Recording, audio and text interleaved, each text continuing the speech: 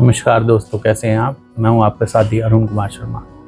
आज मैं आपके सामने ऐसी कहानी लेकर आया हूं जो न केवल चौंकाने वाली है बल्कि हमारी न्याय प्रणाली में भरोसे और मानवीय रिश्तों की जटिलताओं पर गंभीर सवाल उठाती है। यह कहानी कर्नाटक से है और यकीन मानिए इसे सुनकर आपके होश उड़ जाएंगे। दोस्तों, आप मेरे पीछे स्क्रीन पर देख रहे होंगे इस व्यक्ति को जिसका नाम सुरेश है।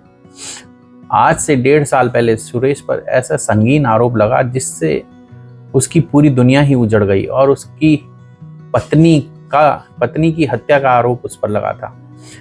आईपीसी की धारा 302, 498A और 201 सबूत मिटाना जिसे कहते हैं के तहत उन्हें गिरफ्तार किया गया और नतीजा यह हुआ कि सुरेश को 1.5 साल तक जेल की सलाखों के पीछे बिताने पड़े। 1.5 साल उस अपराध के लिए जो उन्होंने किया ही नहीं था। सोचिए दोस्तों, उस व्यक्ति पर क्या बीती होगी जो बिना किसी गलती के अपनी आज़ादी खो दे और समाज में बदनामी का सामना करना पड़े और अपनी ही नज़रों में अपराधी बन जाए। सुरेश ने यह सब झेला। मामला अदालत में चल रहा था और उसकी अदालती कार्रवाई के दौरान अप्रैल 2025 में एक अप्रत्याशित मोड़ आया जिसने इस पूरे मामले को ही पलट कर रख दिया। सुरेश के एक रिश्तेदार ने उसे एक चौंकाने वाली खबर दी कि उसकी पत्नी जिंदा है और किसी और व्यक्ति के साथ रह रही है जिसके मर्डर के आरोप में वो इतने सालों से 1.5 सालों से जेल काट रहा था और उस पर केस चलाया जा रहा था। जी हाँ दोस्तों, आपने सही सुना। पत्नी की हत्या के आरोप में सुरेश 1.5 साल से जेल के सलाखों के पीछे बंद था और वह जिंदा थी और अपनी मर्जी से किसी और के साथ रह रही थी। अदालती कार्रवाई के दौरान सुरेश ने अदालत से गुहार लगाई कि उसकी पत्नी को भी इस प्रोसीडिंग में कोर्ट में पेश किया जाए। और दोस्तों, यह सिर्फ एक व्यक्ति की कहानी नहीं है, यह हमारी न्याय प्रणाली के लिए एक बड़ी सीख है।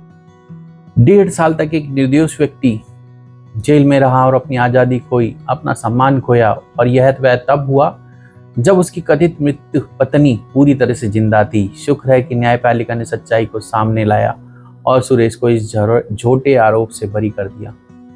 लेकिन क्या 1.5 साल तक पीड़ा का हिसाब सिर्फ बरी होने से पूरा हो सकता है दोस्तों?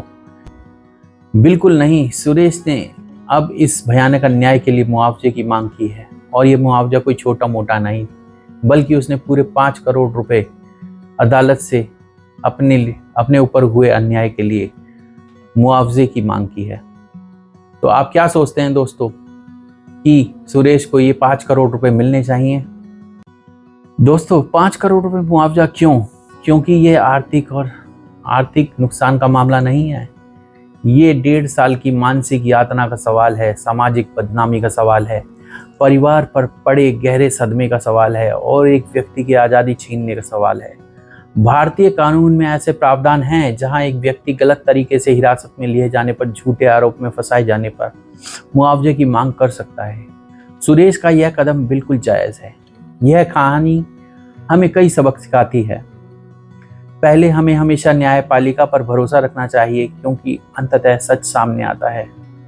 दूसरा, हमें किसी भी निष्कर्ष पर पहुंचने से पहले पूरी जानकारी का इंतजार करना चाहिए। तीसरा, हमारी कानून व्यवस्था को ऐसे मामलों में पीड़ित का उचित मुआवजा देकर तथा राहत प्रदान करने के लिए और मजबूत होना चाहिए। इस मामले पर आपकी क्या राय है? आपको क्या लगता है कि 5 करोड़ रुपए मुआवजा उचित है या यह सिर्फ शुरुआत है और उस न्याय को जो सुरेश को मिलना चाहिए? अपनी राय कमेंट बॉक्स में जरूर बताएं। थैंक यू दोस्तों।